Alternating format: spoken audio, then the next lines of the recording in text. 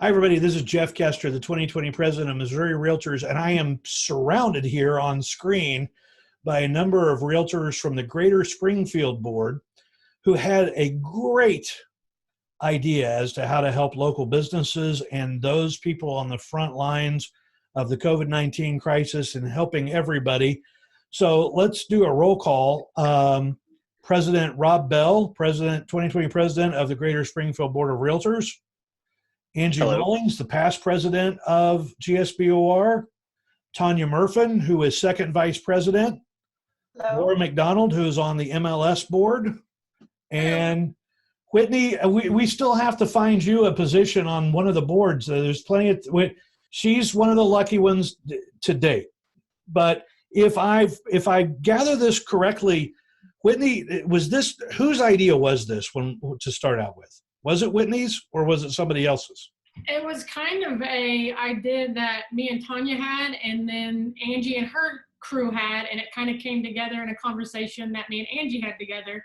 So the idea kind of was on both sides of the fence, and then I talked to Angie, and Angie kind of got the ball rolling, and then I just kind of started moving. I'm kind of a doer, not a waiter, so we just kind of rolled from there. That's another reason we need her on one of the boards, isn't it? Absolutely. So who wants to explain exactly Whitney, while you're talking, do you want to go ahead and everybody chime in and tell us what the idea was and how it happened? So I was in a conversation with Tanya at some point last week, and we were talking about the National Association of Realtors slogan, "This is who we are." And I said that I think at this time, we need to be doing something with that slogan. And there's got to be some way that as realtors, as lenders, title companies, and as the board, we can do something to kind of live up to that saying. So we discussed a couple of options. One of the things we did was ordered a banner that is out in our front yard right now of our office that just says thank you to all of our frontline workers. So I, on Monday morning, woke up after some text messages. I have 3 family members who work over at Mercy and Cox, and they talked about the cafeterias being closed, issues getting food because of all of the new requirements they have over there. So I messaged Angie and a couple other realtors about this idea. She brought up her idea in the same kind of sentence, and then she just got off the phone and acted. She got a hold of Barth. Barth put us in contact with literally everybody that works at the hospitals. We started making phone calls, getting that kind of put in place. We opened up the GoFundMe account. At the same time, Angie was reaching out to Rob and the board members to get it put on their exec board agenda for them to meet about the donation GSBOR was going to make. So GSBOR made that donation. By the time they made it, we had already raised $5,000. And that's when I involved Laura. Laura knows every restaurant owner in town. So she started making phone calls, got a hold of all of, 10 or 15 local restaurants that jumped up and said, we'd love to help. And we literally started placing orders then. We've delivered to both ERs for Cox and Mercy. We delivered to the Mercy ICU today, and it's going all the way through next week. And there will be a ton more kind of going on from there. So I'm going to go in order through what Whitney was just talking about. So sounds like the first person who heard this idea was Tanya. And Tanya, Whitney sounds like a person that when she has an idea, you're probably better off agreeing with it. Definitely, Jeff. If So you know anything about Whitney, is go along with her and you just let her run with it. So yeah, I think the initial idea was you need to do something. What can we do collectively as a group? We have 2,300 members here in Springfield, and that's a lot of people and a lot of donations. And so it really snowballed from there.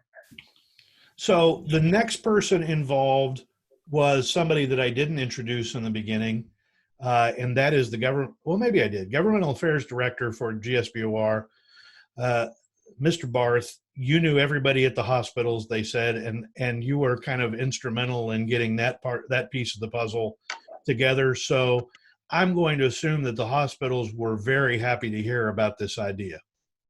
They were, I had several years in healthcare myself, and it was relationships. It's just keeping the same relationships.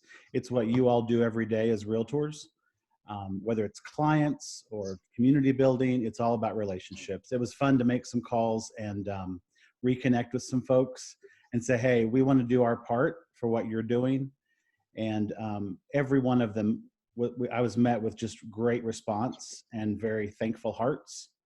And it was great. I've gotten several texts from them, lots of pictures.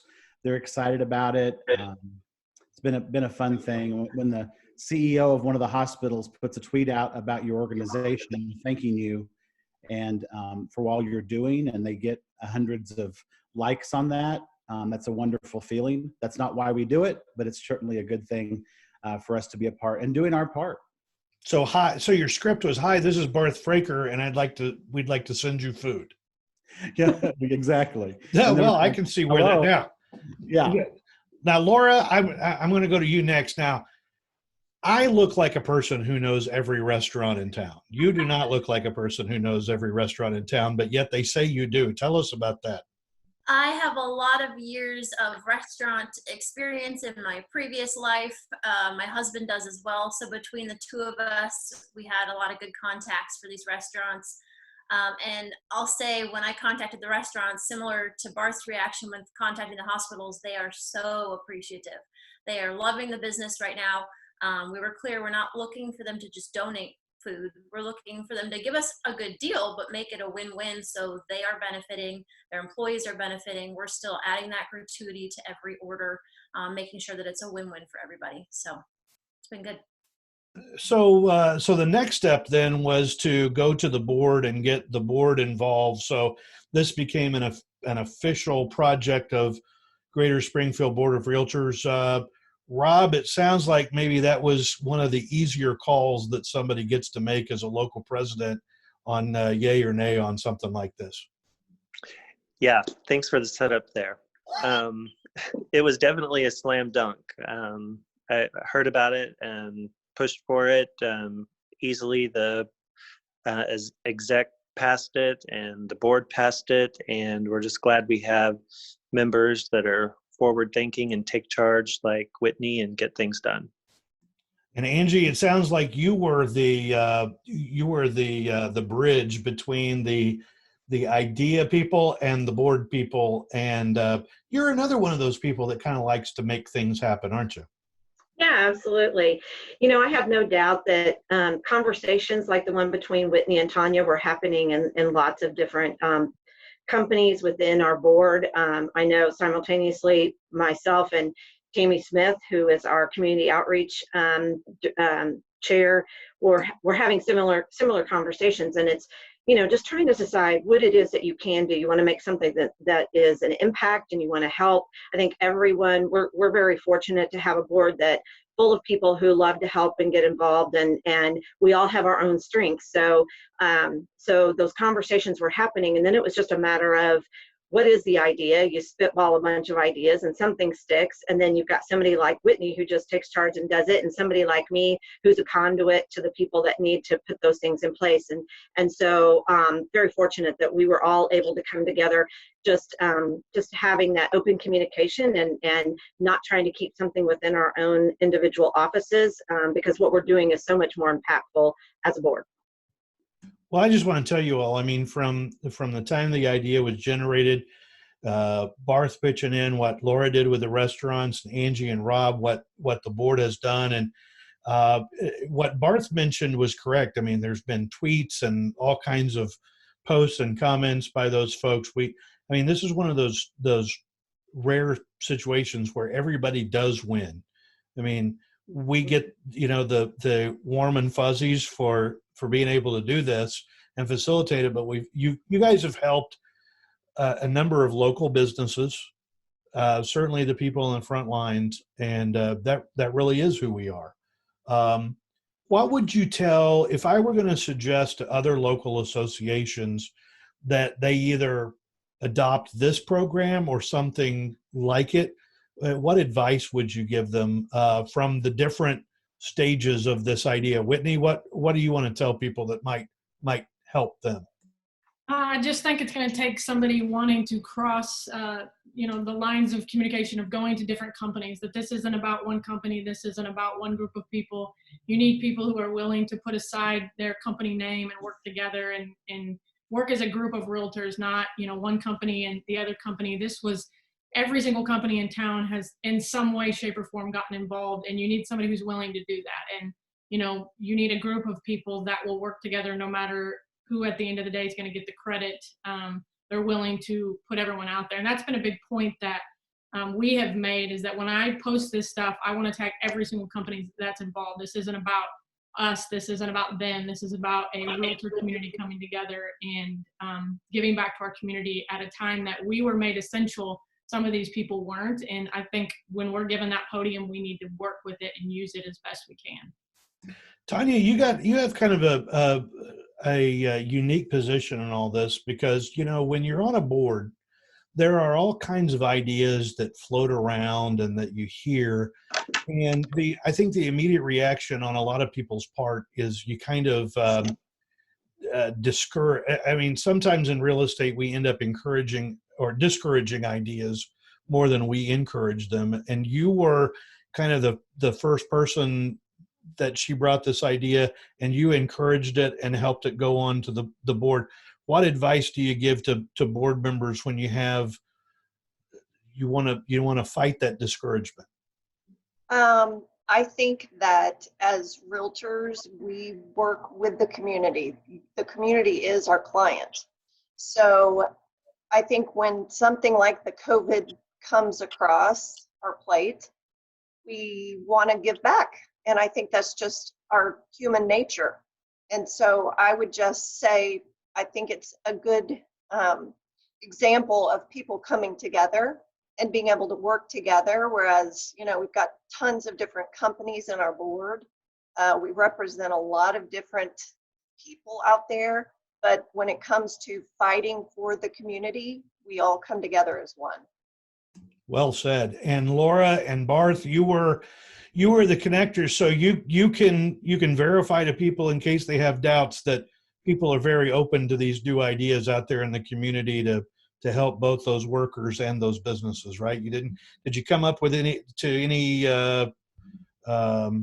resistance anywhere? I did not. And one thing I would say is you might not have the connections in the facility, but don't be afraid to just call the main number, ask for a department. You probably won't get the department head, but ask for their secretary, because they're going to welcome it immediately. And more than likely the directors are in some kind of a meeting regarding what all's going on, and it'll be hard to get a hold of them. But the secretaries have been very helpful, and especially if it's an area we don't even know. There's a couple that we were trying to find the unit, and we're like, well, let's just call the secretary. And she put us in touch and made the arrangements. So I would say don't shy away just because you don't know who to contact. Just dig in, call the number, ask for environmental services, the secretary to the environmental services, the cleaning people. Think about the job they have right now. And if some of them are sick or out just for normal life circumstances, they're frontline if anyone is. The other thing I think is really cool about this group doing this is that we're using local food and restaurants, supporting local businesses. I'm so proud of that. And we represent 3 counties, Greene, Christian, and Webster. And we've thought about that as we reach out to restaurants, et cetera, in all 3 counties. Well, everybody, I know that you're busy, and we certainly. Oh, go ahead, Laura. There were some restaurants. I was going to say there were some restaurants that weren't able to accommodate necessarily the delivery, but even those people were willing to offer a gift card or some other coupon, some way to help. So even the people that aren't set up to deliver or handle the hot meal service for the amount of people we were trying to service, we're still trying to come up with a way to help, because everybody is wanting to help right now.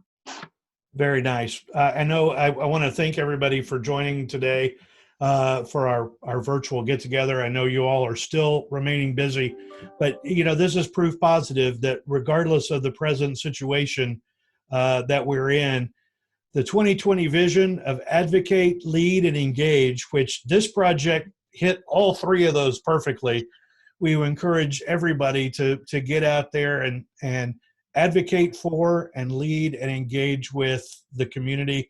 Congratulations, Springfield, on your work and the work that you continue to do. And we appreciate it so much. Everybody, that is indeed who we are. Thanks so much. Thanks, Jeff.